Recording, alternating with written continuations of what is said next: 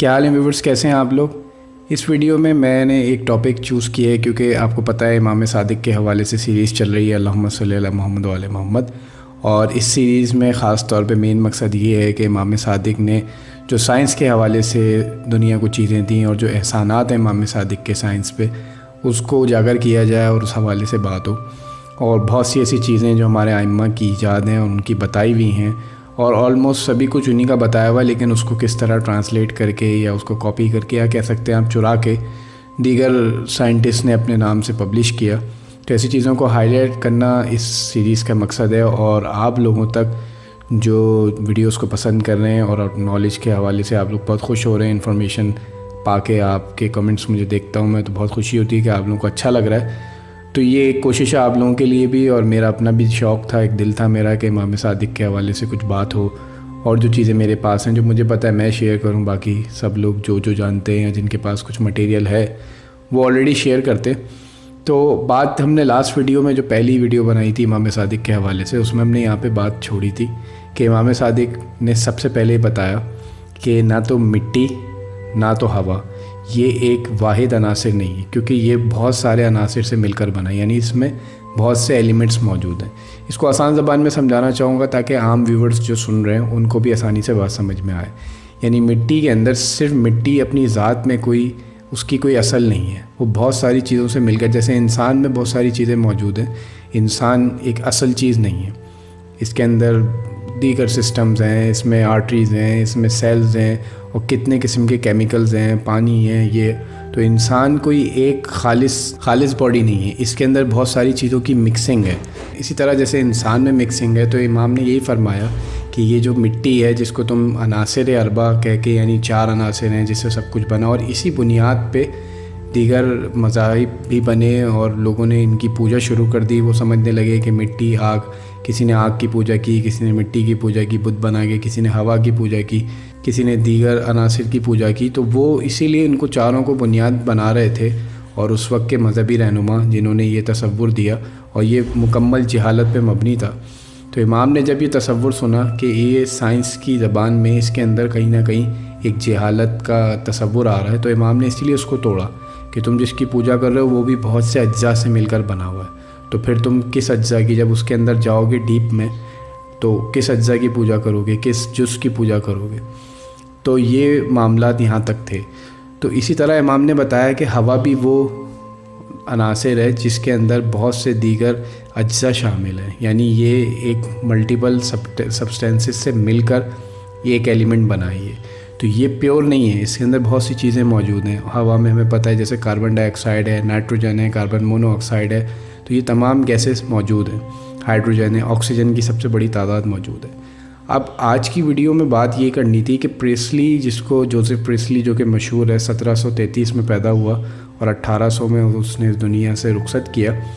وہ مشہور ہے اس نام سے کہ اس نے آکسیجن کو انوینٹ کیا، نام دیا، ٹھیک ہے، بالکل اس نے آکسیجن کو نام دیا۔ اور یہ جو لفظ ہم آکسیجن کہتے ہیں یہ ایکچولی گریک زبان کا ورڈ ہے، اور اس کے معنی ترشی پیدا کرنے والی، یعنی جین کے مطلب پیداوار کرنے والی، اور آکسیجن کے مطلب ترشی یعنی ایسیڈیٹی۔ تو یہ چیز اس کو گریک زبان سے ڈرائیو کیا گیا، لیکن سائنٹسٹ میں اس میں اختلاف ہے کہ پریسلی نے صرف نام رکھا آکسیجن کا، اس کی جو پراپرٹیز تھیں، اس کی صلاحیت جو تھی، اس کی جو فیچرز تھیں، وہ لوازیور نے انوینٹ کی، اس نے ڈسکور کی، اور اس نے اس کے ٹیسٹ کیے مختلف، اور اس نے پتہ لگایا۔ تو جو اس کا نام رکھا گیا، وہ نام کس طرح رکھا گیا، کیونکہ جو اس نے بنیاد بنائی نام رکھنے کے لیے، جو آکسی کا لفظ آیا، ترشی پیدا کرنا، یہ تصور امام صادق دے چکے تھے۔ تو یعنی ہم یہ کہیں گے کہ پریسلی نے امام صادق کے بتائے ہوئے الفاظ کا ترجمہ کر دیا، کیونکہ امام صادق نے جو بیان دیا آکسیجن کے حوالے سے، اس میں امام نے یہی ہنٹ کیا اور یہی بات بتائی جس پہ اس نے نام کی بنیاد رکھی آکسیجن کے۔ اور امام نے کیا تعریف پیش کی؟ امام نے کہا کہ ہوا میں ایک جز ایسا ہے، ہوا میں ایک سبسٹینس ایسا ہے جو جلانے میں مددگار ہے، اور اگر یہ اپنی اصل حالت میں آ جائے تو اس قدر جلائے کہ یہ کسی بھی چیز کو جلا سکتا ہے، یہاں تک کہ لوہے کے کسی ٹکڑے کو بھی یہ جلا سکتا ہے۔ تو جب پریسلی نے اس چیز کو دیکھا تو اس کو اس وقت یہ نہیں پتہ تھا، یہ سائنس یہاں تک تو پہنچ چکی تھی کہ آکسیجن جلانے میں مددگار ہے، لیکن ان کو یہ نہیں پتہ تھا کہ لوہا کیسے جلتا ہے۔ لوازیوں نے بھی اس پہ ٹیسٹ کیے لیکن وہ یہ بات نہیں جانتے تھے. یعنی جب انہوں نے یہ نام رکھا تو ان کو اس بارے میں پتہ ہی نہیں تھا کہ آکسیجن سے لوہا بھی جل سکتا ہے, اور یہ تصور امام صادق صدیوں پہلے دے چکے تھے. تو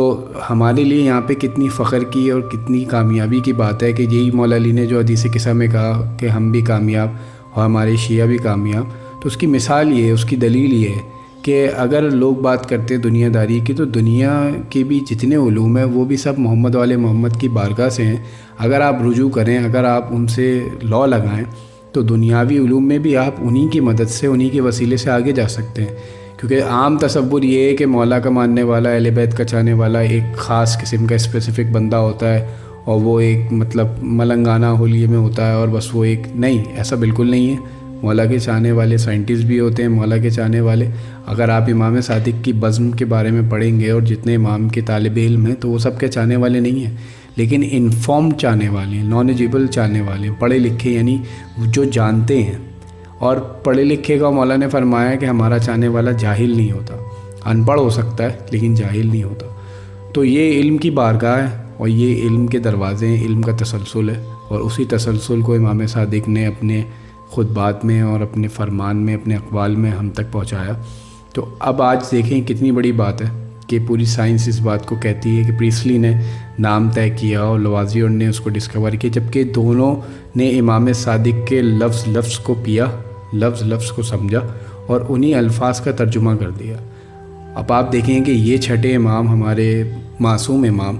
اور وہ اس وقت بیٹھ کے جو بات بول رہے ہیں, تو باہر والا جو کافر ہے, جو دین سے نا واقف ہے, جو اللہ کے تصور سے دور ہے, اس نے بیٹھ کے اس بات کا فائدہ لیا. لیکن جو ہمارے ارد گرد لوگ تھے, امام کی زندگی پڑھیں, اور امام سے جو اسلامی حکومت کے لوگ آگے بات چیت کرتے تھے, اور جو اسلام کے جو حکومت کے سائنسدان تھے جن کے بہت مشہور نام ہیں,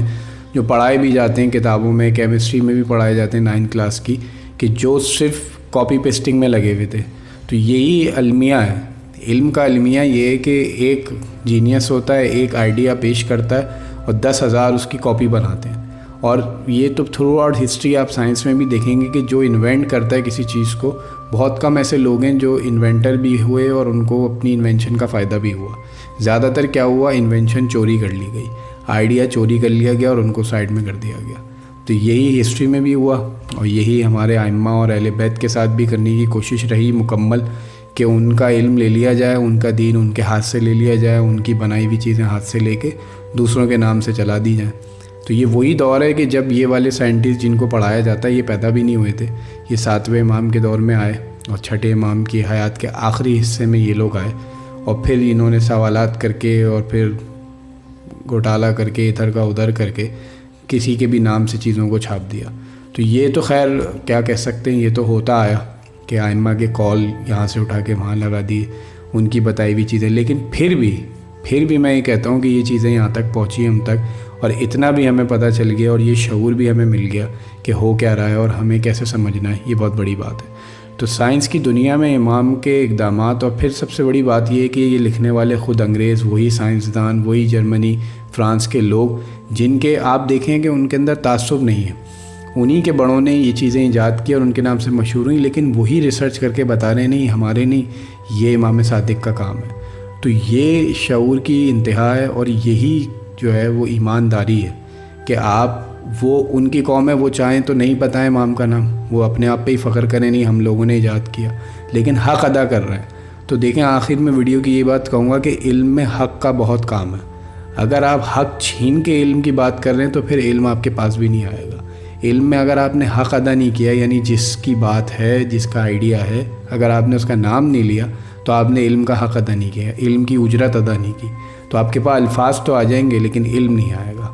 پھر آپ لفظ لے کے گھومیں گے اور لفظ دہراتے رہیں گے, لیکن اس کے جو معنی, مفہوم, اس کا جو باطن ہوگا وہ آپ کے لیے لاک ہو جائے گا, بند ہو جائے گا. تو ہم امام صادق کی ذات پہ درود پڑھتے ہیں, اللہم صلی علی محمد و علی محمد, کہ جن کے نام سے, جن کے تذکرے سے ہمیں فخر حاصل ہوتا ہے. ہم پوری دنیا میں, پورے عالم میں جن کے نام سے ہم اپنا سر بلند کر کے